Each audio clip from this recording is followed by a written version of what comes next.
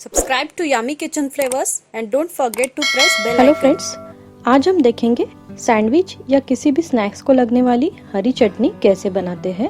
तो चलिए शुरू करते हैं। इसके लिए यहाँ मैंने लिया है 1 कप हरा धनिया, आधा कप पुदीने के पत्ते, 1 टेबलस्पून जीरा, 1 इंच अदरक, 3 से 4 लहसुन की कलियाँ, 3 हरी मिर्च, आधे नींबू का रस, 1 टेबलस्पून शक्कर, 1 चुटकी काला नमक, स्वादानुसार नमक, 1 टेबलस्पून दलिया, 1 टीस्पून चाट मसाला और पानी। तो फ्रेंड्स, यहाँ मैंने सारे इंग्रेडिएंट्स को ग्राइंडिंग जार में डाल दिया है।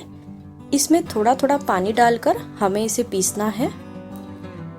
तो देखिए फ्रेंड्स, इस तरह की कंसिस्टेंसी आने के बाद इसमें हमें डालना है थोड़ी सी आलू भुजिया सेव। आप इसमें सेव की जगह बूंदी भी ऐड कर सकते हैं। फ्रेंड्स, सेव या बूंदी ऐड करने से चटनी की कंसिस्टेंसी जो है वो बहुत अच्छी आती है। इसे हम फिर से पीस लेंगे और उसके बाद ये चटनी रेडी हो जाएगी। तो देखिए फ्रेंड्स, चटनी बनकर बिल्कुल तैयार है। इस तरह की कंसिस्टेंसी एकदम सही होती है चटनी के लिए। इसे आप सैंडविचेस, समोसा, ढोकला या किसी भी स्नैक्स के साथ खा सकते हैं। इस चटनी को आप किसी एयरटाइट कंटेनर में रखकर फ्रीज़र में स्टोर करके रख सकते हैं। ये 1 से 2 महीने आसानी से अच्छी रहती है।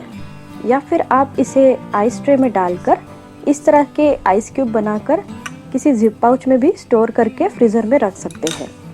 तो फ्रेंड्स, कमेंट करके ज़रूर बताइए आपको चटनी की ये रेसिपी कैसे लगी। वीडियो अच्छा लगा हो तो लाइक कीजिए और अभी तक आपने मेरे चैनल को सब्सक्राइब नहीं किया है तो प्लीज़ इसे सब्सक्राइब कीजिए। Thank you.